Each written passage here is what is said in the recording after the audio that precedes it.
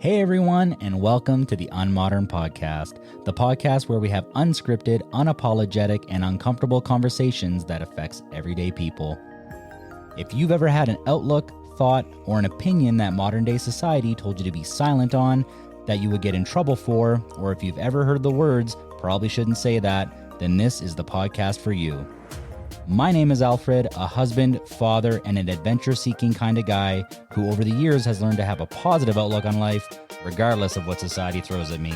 So if you're ready to listen, let's go.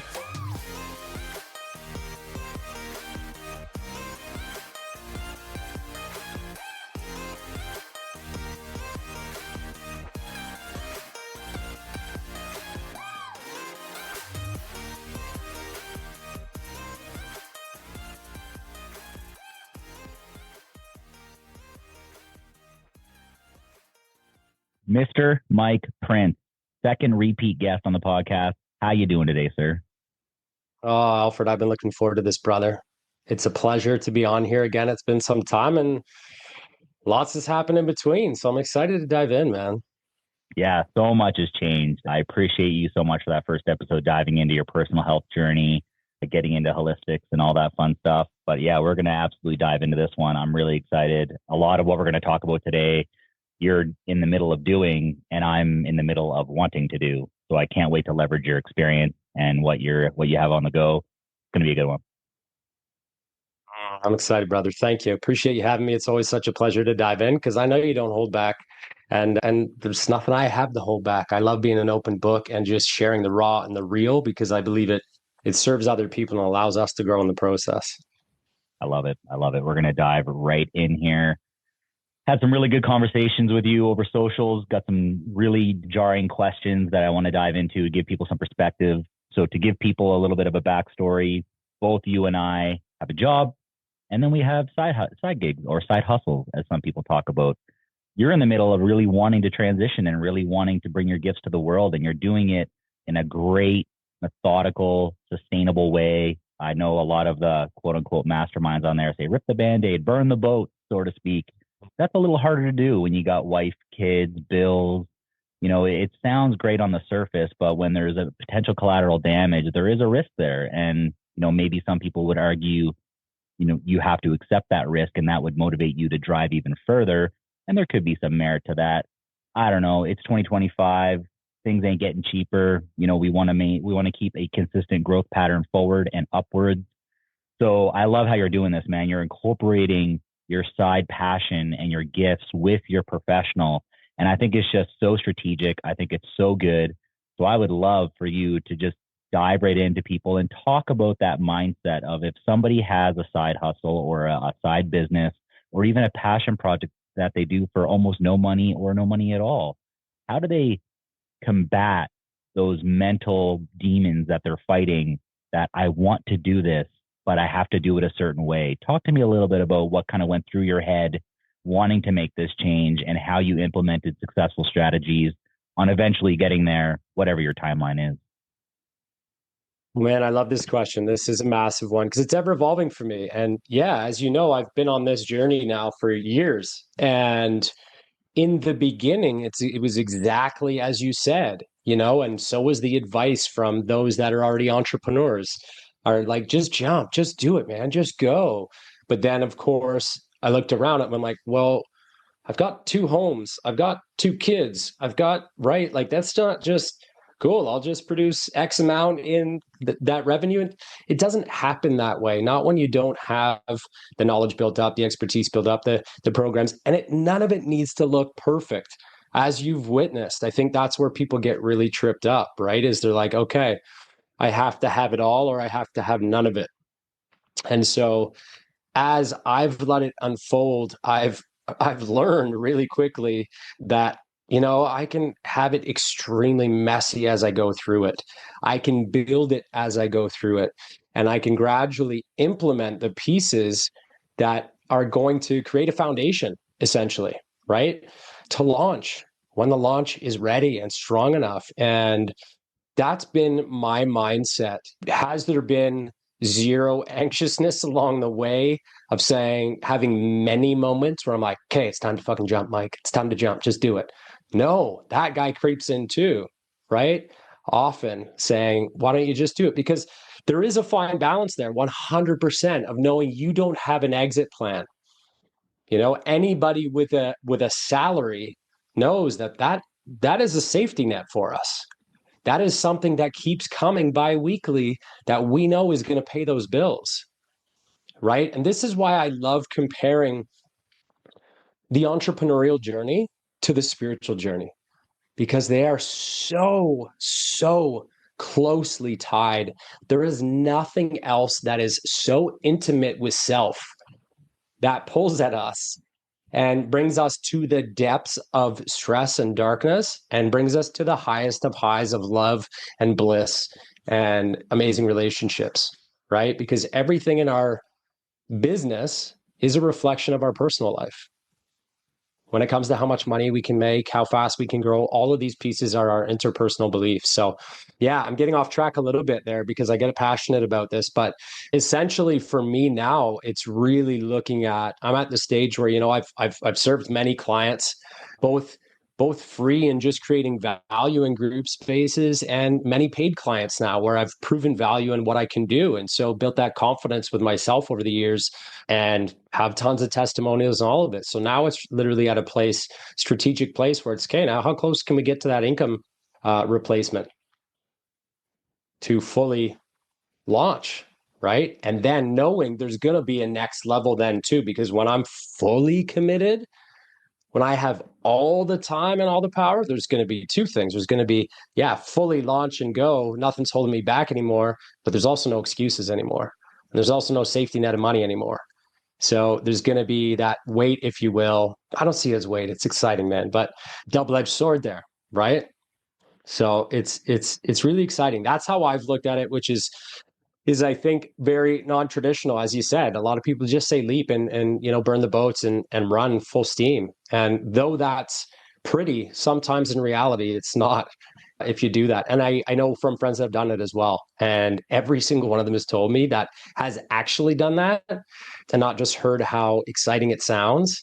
They've said, I wish I waited because the stress I had to carry for X amount of time, the savings I burned through in getting to where I am. Glad I learned the lessons, glad I did X, Y, and Z, but I could have done it in a smarter way. And so that's where I haven't always had this patience, but it's, man, as it served as I've gone through this to really get to the place where like the superpower is there, everything's lined up. Now it's just a timeline. Oh, I love every component of that because it resonates with me so much. I've always had an entrepreneurial spirit, a kind of a business component. I haven't not had a side business for 11 years now between the water sport rentals that me and you were introduced with, and then now doing the business with my brothers. And I've even had that question from people. They say, why? I actually went to a business collab with a girl. She has a similar side business as me. She'd be considered competitor, but she's on a different level. And she basically asked, she's like, what motivates you to do this? Like, your plate is full. Like, how? Like why? And I think it's kind of that Andrew Tate model of like, I feel like if I'm not doing, I get in this like crippling state of boredom, if that makes sense. It's not that I don't want to be present for my family or I don't want to create social circles or be doing things. It's I have this creative spirit. I have this creative drive of doing, creating, whether that's through financial income or whether that's through building something or renovating my house or whatever it may be. There's this need for me to want to create. And the entrepreneurial aspect of it is exactly that. You're either creating service, you're creating value, you're creating income, whatever it may be. You're in that constant state of, recycling and creating and adapting. That's a big one as well. So I absolutely love that. So I want to touch a little bit on the family aspect and keeping people in the loop and kind of those struggles that people don't talk about when they say chase your dreams and follow your dreams and do all. It's like, anyway. But before we do that, let's touch into where you're at, because I know last time we talked about it, you were wanting to do a lot of stuff and there was maybe 20% of everything. But like you said, now you have an established business. You have that amazing homestead there in the Muskoka, which, man, holy, I'm a fan. And you've done a lot of work since then. So let's just refresh anybody who's listening. What do you do? Thank you, brother. So And listen, I'll creep back to what you just said about doing all the things when our minds get quiet, right? And for me, that's been my biggest focus in the last 6 months, I'll say. I peeled away finally all my distractions. As I said, if I'm going to get an incredible next level fucking elite coaching program dialed in, I need to stop doing the things that are easy, that are distractions. And listen, I love my conscious club, but buying a sauna and collecting people and having great conversations, as valuable and as incredible as it is, it's easy for me now. And so it's a distraction. So I shut that down, even though I had just launched it, and said, that's a spring and summer project to go back to. And so there's pieces like that that I really just had to say goodbye to for now and create absolute tunnel vision. And so with where I'm at right now, that's what I've done is I've created, my signature, it's called The Remarkable Man, and it's a 90-day program that's one-on-one, and then I integrate the guys after 30 days. But it's a very disruptive program. It's awesome, and I say that in the best possible way to see what I've done with these guys so far. But it really strips someone's life down to a clean slate. And then we find some of the limiting stories, limiting beliefs, we rebuild. And then we vision out. And we create the micro actions that need to be aligned with the life they want to build and implement them every day. And so right now I'm in month 2 with my first kind of cohort of guys, and it's insane. It's amazing to see these years that I've been just data collecting, obsessively reading, going through programs, doing all these pieces that, tell us we're being productive, but ultimately they can also hold us back. Right? Because we're like, oh, I'm producing, I'm still getting information, blah, blah, blah. Okay, but when are you going to put that information into action? And so now that I've unleashed and been able to impact these guys' lives, I'm realizing, holy hell, there's a lot there, that I'm able to bring to these guys. So it's been really, really impactful. Thank you, brother. It's been amazing. But that's where we're at now is really continually bringing in more guys to get them through this, to change lives, because I watch them go back to their relationships and their families and their jobs and the sports that they play, and they're getting feedback externally too. And it's just, it's incredible to watch them thrive. And in one way, it's unfortunate for me to look back and be like, I should have started this a year ago. Right. But we are where we are, and now it's time to run. And so now it's time to keep growing this out. And that's going to go to, speaking engagements that I'm growing, speaking on stages. I'm looking right now at how I can amplify my impact, how I can really now get this message out there, help guys avoid burnout, and thrive. And I'm talking guys who have pretty good lives. They got families, but they're just feeling something's missing. And, that something is the same thing I felt 5 years ago and have since been obsessive about. So yeah, now on a mission, brother, to see where I can continue to expand so I can create impact, so I can help create that ripple out. I love it. Everything you're saying is resonating with me because I know you on a personal level. I've had you be somewhat of a mentor for me for a while. We've had some pretty incredible excursions. Not to dig into the fluff, but I imagine there's people on here that this may not resonate with, or they may not understand. Specifically, when you talk about the remarkable man, what value does that bring to people specifically? What are some traits or behaviors or attitudes or quote unquote funks that you're trying to get people out of? Because I know you want to work with, high achieving men, people that want to go from good to great or great to greatest. There's a niche market there, right? A lot of people may not be, or may be at the bottom of the barrel, and this might just be outside their reach. But talk specifically about what you offer, what people could, if they went on your website and they wanted to know, what does Mike Prince have to offer? If I'm exchanging money for service, what is that service that you're providing? Just so people can kind of understand specific, because you're hitting it with me and you know what we're talking about. I just want to make sure that people easily digestible. Yeah, appreciate it, brother. Really, it comes down to the beauty of one-on-one is it depends on what people have going on in their lives. But common threads are one of the biggest things I do in the front end is I do what's called a 30-day detox. Because in our everyday lives, we feed a lot of negative dopamine in our lives. We have a ton of distractions. I don't think that's a surprise to anybody in the tech world that we live in. So we strip away everything. When I'm working to get somebody performing at the highest possible level that they can in their relationships, in their business, in their self, we got to strip away everything. So with some of the standards that I do is, we take away alcohol, we take away caffeine. It's a tough one for people. We turn their phone into grayscale right away.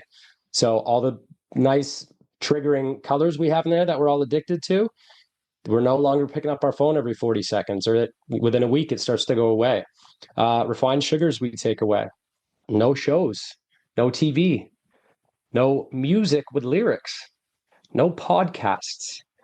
So anything where, sorry, I know this is quality content we're recording right now, but for 30 days, not available. Love that. But in what we digest is not just our food, it's information, right? And we don't realize how many influences there are on us on everyday basis. All of these words, all of these things coming at us have subliminal messaging in them, right? And that might sound really out there, but it's not.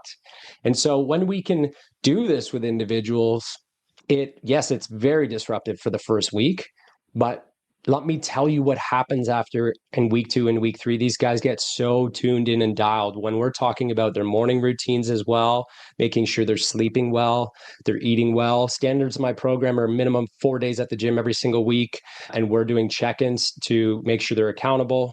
So it's a lot of foundational habits that people just don't do on a consistent basis, paired with this detox. And then I'm feeding them information and teaching them about, different high performing habits and how to optimize their day. Then they're actually being receptive to all of this.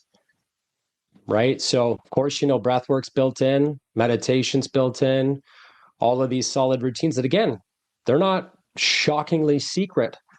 People have heard of these, but guess who's been doing them for a lot longer than us? And they just don't talk about them. All the greats out there, especially in the athletic world. Kobe, Michael Jordan, I got to work with one of their coaches this past year, and I learned a ton. And I was like, holy geez, these guys were doing this back when they started, when they were 18. It's just not out there, because guess what else? And this could open up a whole new can of worms. But I mean, when you talk about meditation and breathwork and wellness and these exercises that are free and we have access to and are within us, well, then you don't need drugs to heal yourself. And you don't need, you're going to get sick less. And you're going to, right? That's why this stuff isn't publicized, or one reason, right? But I'm getting outside of my program now. But yes, those are some of the tangibles that we dive into and what really help unlock these guys. And then we have, and then we have very open conversations, and I fire reflection questions constantly. I have stages that I put them through for reflection so we can move through stuff, because once we get through our own blocks, then the sky's the limit, man. Oh, I appreciate that. Thank you so much. And that detox sounds insane. I imagine some people are probably on here thinking, man, that'd be nuts. But I feel when you have someone holding you accountable and doing those things, I don't know a lot of people. I actually don't know anybody that wouldn't want to use their phone less. I don't know anybody that wouldn't want to kick alcohol if it's becoming a problem, or if they find themselves, a product of their environment where they go up with people, it's like, it's just one drink, no big deal. I feel like that's really what gets people going. And that's really what allows people to kind of find out what they're capable of. Right. A lot of, go ahead. Sorry, just real quick, because forget alcohol being a problem. It's not even about that, right? It's about exploring what's on the other side, just without these things that we've gotten so used. Like, there's great studies on coffee and the benefits of that, right? But do we need the amount of caffeine we take in every day? Generally not. And you don't know the slight haze we have on us, the lens, until it's gone. And that's the amazing thing to witness is how we really fire people up. So sorry, I digress, but. No, that's perfect, because I think there's something to be said about what you consume, but also the quality of what you consume. You talk about, like for me, I'm being a shift worker, like I'm already on 2 cups, and tonight I'll probably have 2 more cups, but it's drip coffee. It's at Costco.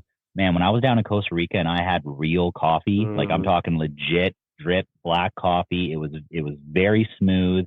but you felt a proper energy kick, not let's just drag your ass through the day.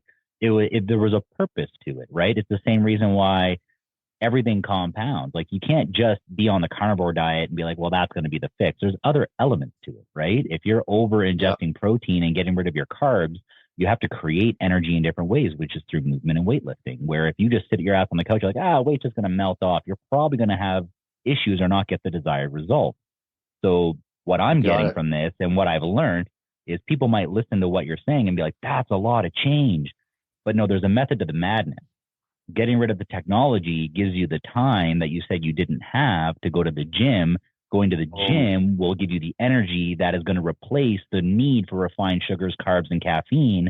There's elements to it, and it kind of cascades, right? It's not just let's get rid of every negative thing you do and replace it with positive and call it a day. No, there's a method and there's a reasoning behind it. Not that you're a doctor. Mind you, I don't think you need to be a doctor to come up with this shit, but I think just to kind of make sure people don't get a little bit nervous, there's a method to the madness. You're replacing something with another, and it's for the good, but there's a reason for the quote unquote shock factor. Yep, you got it. And the way we implement is all slow drip, so that it is not a massive slap in the face. I mean, the detox is all at once, but that's all we focus on for a week essentially, right? And we talk around it, and then we phase in. But you got it. One leads to the next, and when we feel X, we don't even want to do Y anymore, right? So they really do become self-serving. Nice, yeah. And for perspective for me, I want to go back to what you touched on because it's resonating with me so much right now. Is my wife and I had a podcast and she called me toxic positive. Like she was like, you consume too much. You need to cry more. You need to do this. And we had a great debate around it. I actually had a lot of interesting comments and people messaged me about it. And they were like, I love both sides of the spectrum. I love what she was talking about. And then the same thing. It's like, I love the energy you bring and all this stuff. I've been in the oil and gas industry for 15 and a half years now. And one big thing with the oil and gas industry, when you're really in the front of it and there's, high risk safety and you kind of have this human element to you. And when something goes wrong, you immediately go to your logical part of your brain, especially as men, what likely the issue is. And in the last 7 years, I've been in a role in the oil and gas industry as support. And it's been a situation where part of my training every year, we have to do annual training for safety, is we help people avoid what's called analysis paralysis. That's actually an industry term that we use, is when you get so fixated on something and you jump to a quick conclusion that might make sense. It's not to say that it's illogical or anything like that. You get so hyper focused on it, you look for reasons to explain your outcome, or you look for reasons to explain why you think that's the problem. When our systems are so complex, and the assets we run, and the high risk, and all the potential consequences, analysis paralysis is a thing. I've genuinely witnessed somebody do it. They get so fixated on something and they dive in and they're so convinced. And I'm like, well, if you look over here, this is where it all started. So, and I'm able to do that because I'm removed from the situation.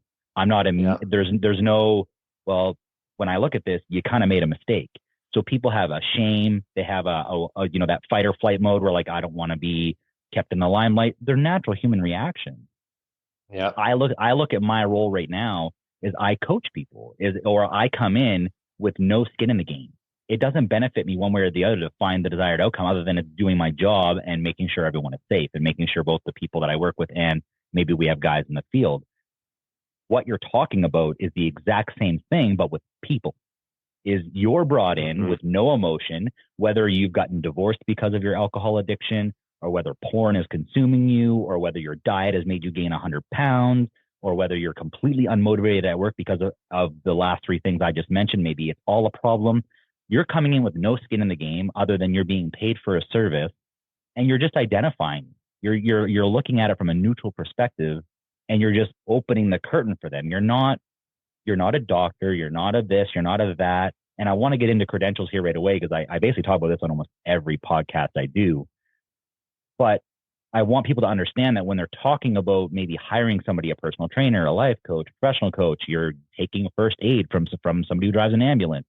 They're teaching you things you kind of know or that you need to know, but they're coming at it from such a unique perspective that it's almost refreshing. You're not having to combat your emotions or yourself or things that you don't know. You're avoiding what they call analysis paralysis. You're hyper focusing on, I need to go to the gym. I need to go to the gym. But how do we implement that? Because it's, yes, everybody needs to go to the gym or exercise in some way, whatever that is, doesn't matter. But you coming in from that perspective, I want people to understand that you're not coming in with this grandiose authoritative figure, listen to me. And that, no, you're coming in from a neutral perspective, just identifying things because you don't have skin in the game other than you're being paid for a service and you have experience. That's it. And it sounds weird to exchange money for that because you're like, you're already telling me things you know. It's not that. It's, I'm going to listen to you because if you're telling it to me, it's coming from a place of genuine. It's coming from a place of perspective. Exactly. And that's the difference. So if people are apprehensive or questioning it, or they say like, oh, another life coach or another this, it's no, this person has done some work. You have testimonials. You're doing it yourself, right? You're not a 400-pound man telling you to go work out. And I think that needs to be very, like, I'm not trying to be disrespectful in that way, but I'm listening to you because you're doing it. And that's very important. But I just wanted to highlight that analysis paralysis that people experience, me in my career and what I'm trained to do in life, it's the exact same thing. Yeah, I love that. And I think there's so many elements to that, one, I want to applaud you because in your role and how you say you incorporate the things you do, I can say you probably 5 years ago could not do your role as effectively as you do now because of the work you have personally done. And I say that as I heard you talking about that integration too, it went almost took me back to that question you asked about corporate inside. And that's one thing I've really done is I have a sales team of 10 people and I teach them all the same stuff and they are on fire right now. They will be the best team in the country this year. And that's because I decided to stop having a wall in between these two worlds. And I broke it down and said, I can teach these guys this. And by you having a calm nervous system and, observing these people in a way as well, that is not directive, but asking curious questions and letting them uncover it is the magic sauce there, right? Of helping them see it from a different perspective. The last piece you were talking about to me is integrity in this industry, right? And I'm sorry, but you're right about the 400-pound man teaching fitness. It's who are you going to take more serious? The dude that's actually jacked or the dude that's eating potato chips and just writing up a plan for you, right? Nothing wrong with potato chips. I love them. But I think that's a something to point out in this industry right now, though, Alfred, is that there's dollar signs everywhere in this industry right now. The world is waking up to needing to be healthier, and they know it. And, though the investing in themselves piece is still slowly kicking in, there's coaches ready and willing with their hands open to take people's money that aren't living what they're coaching and have taken maybe one certification and think they have the right to do X, Y, or Z now. And it's scary because you are impacting people's lives and trust in others. And there's nothing that breaks trust more than taking someone's money and not following through and not getting them the results. And I think that's the difference in this industry right now. If I could give a shout out to anybody who's thinking about it, is really feel the connection with you and that individual. That is so important. It's so important. Just don't go on the results that they say and everything else. Have a conversation with them. You need to look at their content, look at whatever, and feel that connection with them because you can feel authenticity and you can feel when it's off as well. And so it's really, really important to do that because there's a lot out there and there's a lot that aren't necessarily living what they preach and living with integrity, and it's everything. Yeah, 100%. I love it. I also wrote down here while you were talking, when you said you should have started this a year ago, and this is a ringing phrase I heard, is the best time to plant a tree was 20 years ago. The next best time is today. And it's one of those things where that applies to anybody listening to this that might be thinking about going to the gym, hiring a nutritionist, a coach, taking a $20 course online to expand their career or whatever it is. The best time to do it was a while ago, truthfully. The next best time to do it is now. And so you can dwell on the last year or 2 years, 5 years, 10 years. You could, should have taken a different course in university, whatever it may be. The best time to do it was then, when you're identifying it and you're kind of, living in that, depressive mind state of like, oh, that's when I should have been done. But Now is the next best time. That's the second best time to do it. So that's a really cool concept. I want to talk a little bit about, you talked about breath work, meditation, which might be, it's holistic in nature, but, and by definition, which is stupid, but whatever. But it's also on top of other things that people understand. Talk to me a little bit about the friction you experienced during this journey when you really wanted to go down this road and people were questioning why, when, how, where, all those questions that we kind of get from everything, from coworkers, family, friends, strangers, whatever it may be. Talk to me a little bit about maybe some highlights that stick out in your mind. Maybe even the wife and kids are like, Dad, that's weird. Like, and it comes from a genuine place. Like, you need to explain this to me because I am completely ignorant to those subjects and those topics. Talk to me a little bit about those battles and your strategy that worked for you. It may not work for others. It might, but that worked for you to kind of, this is just the way it is. And it's cool if you don't align. That's fine. But talk to me a little bit because everybody experiences this regardless. Everybody gets questioned why. Talk to me a little bit 100%. About that because these questions likely come off as arrogant sometimes, but I think genuinely they come from a good place. But talk to me about navigating that a little bit. Yeah, I mean, it's probably one of the hardest ones I've had to navigate because you nailed it. It involves family as well, right?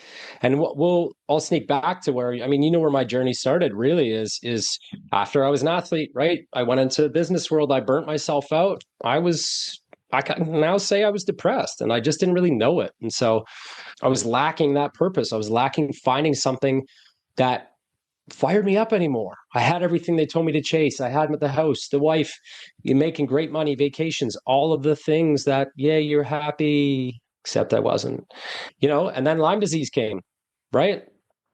And that kicked my ass and showed me, really just checked me and ultimately grounded me. But that's when I had to make serious decisions because the medical system could not help me. I finally got to such a dark place that I said, I have to make some choices here and I have to become my own healer. And that's when these modalities I started studying obsessively and leaned into meditation. And so for me, what I saw and what I felt was so freaking real that there was no disputing it. I was spoken to, I witnessed myself starting to heal.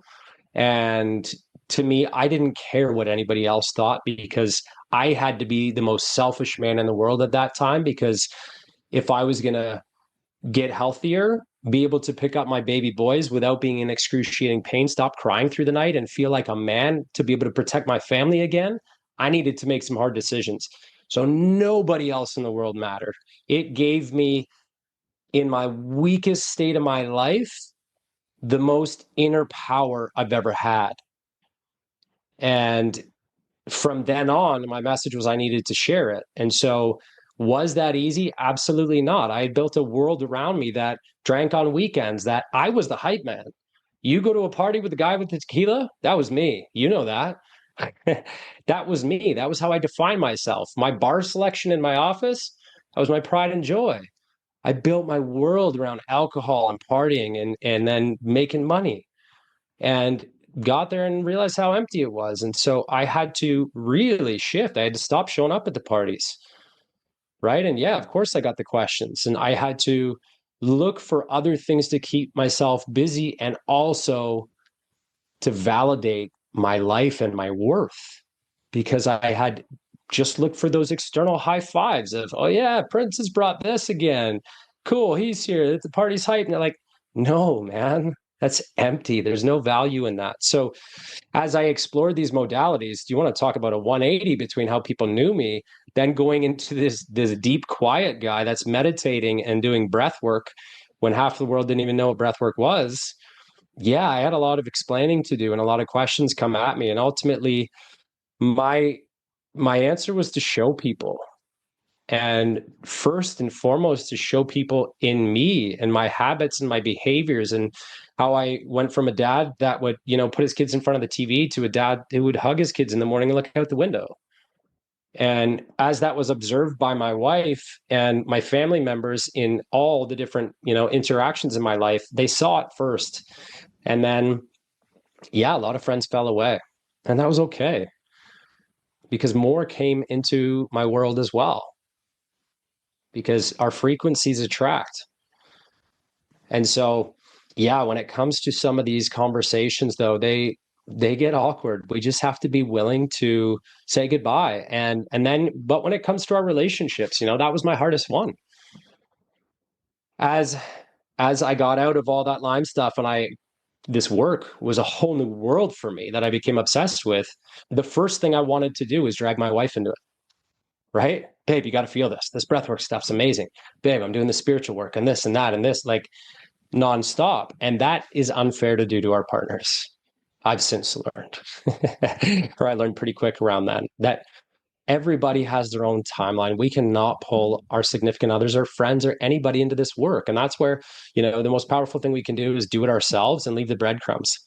But my wife and I had moments where, she saw me growing, if you will, and she wasn't. And so she was, thinking we're getting this huge gap between us. And honestly, I was feeling it as well, being like, I just want her to do this because of my expectations I was putting on her.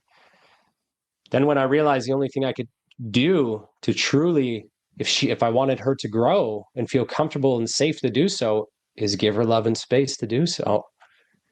And have zero expectations and keep working on me. And so that's really, as it unfolded, the high level, the Cole's Notes version. But I mean, of course, I had friends come back as well and ask questions. As friends were hurting, as friends were going through stuff, they would reach out and be like, Mike, I've seen you change online in the last X amount of years. What have you been doing? And I'd invite them on the inside, right? I had one buddy, this is my favorite story, on this last retreat we just did. Haven't talked to him in years and years, other than maybe a couple Instagram back and forths, but I'm talking 15 years. He reached out, he said, I've been looking at your shit-eating grin for the last 3 years. And he said, I finally realized I think it's real. It's not just to sell stuff. It's not just to, and he said, I think I want to come to this retreat. And he came and he said, like, it's changed his life because he found people that he could have these conversations with and that were feeling the same way and had, gotten to a certain point that they were just like, is this it? Right. And so that's the journey. That's the magic of this, but there's a lot to navigate. There's a big lonely phase when we start to grow and we start to get outside because of the world we've built around us. Right. And whether that's drinking, whether that's gaming, whether that's whatever, a lot of these are things we distract ourselves with. Right. You mentioned another one for men is a big one is porn. Right. These are distraction methods when we have time to kill. Scrolling, social scrolling is another one. This is why I pull this stuff away with the work that I do, because when you realize the time that you have and you realize the productive things you can do or the inner work that you can do during, it opens up your world so much. Yeah, I couldn't agree more. I said it in my podcast. My wife is these new phones, they give you the ability to curate your life. It's just, there's these algorithms and engineers and these entire teams that design it to really captivate your attention and sell products. There is a hidden agenda in the world. Mm-hmm. It's not a conspiracy theory. It's a sell. It's an exchange of money. But in my podcast, my wife, I said you can have limits that, I mean, some people might look at it for your children, but I use it for myself. Is I limit my Instagram to 1 hour a day, and people will say, well, what if I do it for business? Doesn't matter. Yeah, I have 1 hour a day. So if you have 55 minutes of business, you get 5 minutes of personal time. If you have an hour and a half of business, you're pushing a half hour to tomorrow. It's one of those things where, and then what happens when I exceed an hour is it goes gray and I can't open it again. And it's just not accessible. It's not accessible to me, right? So you can do that with anything. You can do it with Snapchat, Facebook, TikTok, whatever you want. That's just one method that I've found. And then you track it as a metric. So you can actually see on your scale, you can track it weekly, monthly, yearly. What's your average time on the app? And what made me want to do that is when I looked at it before ever doing it, I looked at the report, is I was spending over 2 hours a day on average on that app. And I'm like, what the fuck am I accomplishing on Instagram? Not much. Okay, that's got to change. And so that was just a really quick and easy way. Do it for your kids, do it for yourself. Doesn't matter. That's just something you can literally listen to. Go check it out on your phone, Apple, Android, doesn't matter. They all have the same feature. They're a little bit different, but put it on there. There's also paid apps you can put. I propped this up a few times. It's something called Minimalist app. So Minimalist app, I think it's like $4 a month or something like that, and it eliminates the notifications. The only thing that comes through is phone calls, and it eliminates your background, so it's just black with the time. That's it. So it doesn't draw your attention. It's not like, oop, notification, oop, this, that. And then also it puts your phone on grayscale. It only shows your prioritization Nice. apps. So it only shows like if you do QuickBooks, if you do whatever it may be, and you have to set it up. And this is probably the biggest tip I'll give anybody who's listening to this. If you're worried about going to the gym, eating better, Mike's crazy detox program, doing that app, like anything in life, when you change it, everything is created about efficiency nowadays. Everything is about equal in, equal out. Anything you do in life in the next little bit, you're truly going to get to a position where the amount of time you have to curate your workouts, you have to get your nutrition on plan, start a new habit, you're going to put 10x the amount of time and effort into it than you're going to see. And that's anything, business, personal, relational, doesn't matter. You're going to put in so much time. You're going to be like, this is a complete fucking waste of time, or I'm getting zero return. And it's true. You're not going to get a quote unquote ROI. You're not going to get this whole fucking bullshit of like, oh, you know, you need to make sure that 6 minute abs and all this. And it's like, fuck off with that stuff, right? You have to understand that once you tell yourself that you want to make a change in whatever it is, you're going to put an insane amount of effort. That's just how it is. And once you accept that, it's really a lot easier from that point. And there will come a time where the amount of effort you put in is going to yield equal return. There will come a time, might be a month, might be a year, might be 10 years. It will eventually get there. But it sounds daunting because it is daunting. Know that it's scary. Know that it's a lot of work. But once you do it and once you get dialed, it's so much simpler and so much easier. And I think that's where me and you are probably closer to, is that analysis paralysis of I've gone from wanting to consume a ton of positive content and share a ton of positive content to living that content. That's a very big transitional phase of your life, whether you're a professional, whether you're in holistic. Once you start living what you've been consuming for a year, 2 years, 10 years, whatever it may be, you can read all the Hormozis and Goggins books all you want. Once you start living it a bit more and you kind of go quieter on social media, you're not posting as often, you're not, satisfying the algorithm as much. But then when people see you and you're like, man, what's this remarkable man all about? It's like, dude, it brings so much more value than when I seen you more online. It's like, yeah, because I'm busy living it. I'm busy doing it. Mm-hmm. Powerful. So, I love it. One last question here before we get you going here. I'd love for you to differentiate between the holistic world and the modern world, what it means for you. We went into Lyme disease and you went into, your whole journey. And if people are curious, go listen to that episode. We don't need to dig into that. That's a very lengthy story, which we did unpack. But talk to me a little bit about when people hear breath work and meditation versus what they're told is going to be better for them now. Maybe your anecdotal experience of, comparing that to therapy or comparing that to drugs, whether it's pharmaceutical drugs or other drugs, comparing that and what that world did for you versus what you were doing before, alcohol, porn, whatever it may be. Talk to me a little bit about the holistic versus what people are told the route they should be going down, and maybe some battles that you dealt with that, whether it be judgmental, whether it might be shame, whether it might be, a curiosity, those sorts of things. Talk to me a little bit about that. Yeah, great question. And I mean, for me, my definition of holistic is 360, right? Is just looking at something all the way around from a high level as objective as we can, right? And what I'm going to start on briefly, because you mentioned therapy and you mentioned somatic work. And this is one I've had a lot of experience with, is people who have gone to therapy and people who I've worked with firsthand or heard their stories. And not to say therapy isn't effective. It is. It's great, right? But the difference between therapy and when I say somatic work, I mean like breath work on the body, just for those that may not know. Therapy gets you talking. When we're talking, we are speaking from here, our logical mind, the part of our brain that needs to make sense of everything. And so we can only go so deep with that. Why? Because we have a protective mechanism in there that won't allow us to go deeper. You don't want to go deeper. It's really, really hard to get past that gatekeeper that will allow you to be a little bit unsafe and feel like you're exposed. In somatic work, what happens is when we breathe and we work on the body, the first part to go offline is your prefrontal cortex, is that logical mind. So we immediately get past that gatekeeper and we get into the work that we need to do.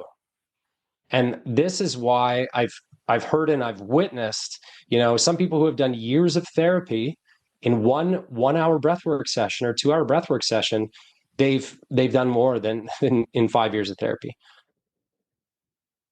And by done more, I mean created more awareness around and had some answers come to them, right? Because in breath work, what we do is we bring people to a part of the nervous system that generally they were in when they experienced X, Y, or Z, right? And they get to meet that part of themselves now with the wisdom that they have today, right? So imagine going back to a time in your life when you had something traumatic happen. And no, so many people don't think they have trauma until they do breath work and they're like, shit, I didn't realize that thing my coach said to me when I was 12 has created this story that stuck with me till today.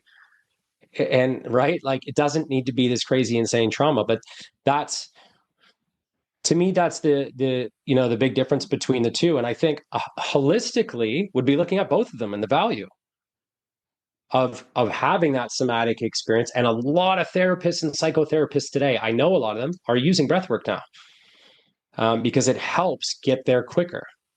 And so holistic would be leveraging both of those therapies, right? And for me, it's always looking at those. Like a lot of the guys that I work with, we've also looked at getting them off medications, and whether that's an opioid that they've got addicted to because they were on because of a surgery at first, right? And now, guess what they get prescribed to get off the opioid? Another opioid. Like it never ends. Never, ever, ever ends. I'm sorry. In the traditional system, the education is to prescribe drugs. And I'm not going to bash the whole system. I think there's many, many uses, and I think doctors and nurses are incredible, but some of the training is not, and it's funded by big pharma. So I think there's a huge benefit to having them look at other therapies, because I've had guys go to breath work or do other herbal medicines that get them off of their meds they've been on for 20 years and have tormented their lives. And so, yeah, I think I'm trailing off here, so I want to get back on track. But the big question was like holistic versus modern ways of treating things, right? Or modern medicine, whatever we want to call it. Even the perception around it, right? Like, when you were going through that journey, I guess maybe a better way to phrase the question is, how does somebody get started? Like when you said that you were going through Lyme disease, and that also happened at a unique time during COVID and stuff where traditional medicine wasn't available. So the boats were burnt for you, and you kind of just had to go down that road, right? But at the same time, people like, do I go to YouTube? Do I go to Instagram? Do I talk to my doctor about breath work? Which probably wouldn't yield much fruit if they're ignorant to that. But I guess maybe the better question is, if somebody's curious or somebody has been having these thoughts or maybe is struggling with opioids or traditional medicine or frustrated that they can't see a family doctor for 3 months, what are some techniques or resources that you found that worked really well for you? Was it hiring a coach? Was it going on ChatGPT or Google? Or, what is really that first step, basically giving somebody a roadmap, go here. And if that doesn't work, try something else. But this is a great starting point. Is it content consumption? Is it Googling? Is it the yellow pages? Whatever it may be. I'm a dinosaur. Fuck. But yeah, no, I think that's great, because it's so important today that we empower ourselves. Right. And we've got enough information out there anywhere to give yourself a university degree in a month if you wanted to. So when it comes to any affliction, any chronic illness, the information's out there. Right. And for us to empower ourselves, if you're going the traditional medical way, what I would say is anything you're prescribed, do your research on it. Do your own research on it. Just don't trust it because look anywhere else in our world. If somebody gives us something to put in our mouth, we're going to trust it because, not to discredit, again, I'm not doing that, but like, do your own research, empower ourselves, right? So that's what I would say is, wherever that research is, also leverage socials, Like there are people with Lyme disease pages now. I had no idea. And they've popped up since. And there's valuable information there. I was bringing in potions from all over the world. I was doing coffee enemas, almost shitting myself every day for months. I was doing blood ozonation therapy that was insanely expensive and like doing everything. And till something worked. And that's, kind of what we have to do these days, because a lot of the ways of modern medicine can be temporary or can really damage our systems in other ways, which is going to make us need other drugs following, which gets really challenging. So yeah, my biggest piece of advice would just be absolutely find somebody else who's been through it, because we are never alone. As much as we always want to have our pity parties and think we're special during these things, and I don't want that to sound too vicious, but I've been there and I thought I was the only one with Lyme disease in Canada. And it's just not true, guys. There's always somebody who's been through what you've been through, and find them. Look on socials, do your research, go on Google, go on Reddit, explore. And if something feels right, test it out for your body. See if it fits. And yes, there's a lot of coaches. I'm connected with plenty of coaches right now. One who's reversing her mom's dementia. It's insane. She's doing a detoxification process, and she now coaches on that as well. So there's people out there that are working in these niches, especially during this massive health boom that is not going away. It's really not. I love it, man. No, all that's really good stuff. Before I let you go, one thing I just want to kind of address is that fear of failure. I was going to mention it earlier when you talked about, well, you opened up the Conscious Club and then closed it just as quickly. And some people may have gone through that and that demotivated them to do what they wanted to do. And I think this is kind of the same thing. Is it's okay if you're going to go down this road and you try breath work and like, this is not for me. I have too many mental blocks. It's just not my cup of tea. Maybe meditation work. So just don't get discouraged when you try something new. Don't get discouraged when you go to the gym for the first time, you can't walk and you're walking funny for the next 7 days. It's part of the game. It's part of the process, right? So that fear of failure, or that feeling, again, when I said the amount of effort you put in, there's going to come times where you just open the wrong door. You just go down the wrong path. You try the wrong thing. You download the wrong app. You hire the wrong coach. You go to the wrong doctor. It's going to happen. I say just trust your gut, right? Is if something is calling you and then you try and you're like, my gut was wrong. Don't never trust it again. Just try something new. If you're taking a medication, you're like, this is really fucking me up, but your blood work looks a bit different, or the doctor's saying, no, give it more time. Like, trust your gut. Go with it, right? And it's okay to try and swing and miss, right? That's totally fine. So I love that component of it, man. I want to let the people know where they can find you. I want to see what you have on the go in the next little bit. Yeah, give some people just, where they can find Mike Prince, what questions, if they have any, what they can ask you. Give people the down low, man. Of course. Appreciate you, brother. Most active on Instagram, the Conscious or consciouscreator.world is my website. And yeah, reach out anytime. Honestly, I'm an open book. I'm happy to answer questions. As if you can't tell, I'm super passionate about this stuff. And yeah, I just love helping people elevate. So beauty, man. Well, I appreciate your time today. I hope people got value out of this. And if you need anything, I'm going to put everything in the show notes down below. There'll be tons of links to click. And that's all I got, brother. Appreciate your time today. Thank you, brother. Appreciate you. Always a pleasure. Awesome. All right, guys. That's it for this episode. We'll catch you in the next one. Hey. Well, that's it for this episode. Thank you so much for listening to the Unmodern Podcast. If you like what you heard and want to hear more, don't forget to hit that subscribe button. Also, like and follow me on Instagram and Facebook at Unmodern Podcast. Do you have suggestions for future guests, or if you're interested in being a guest yourself, please visit unmodernpodcast.com. Thank you again, and we'll see you in the next episode.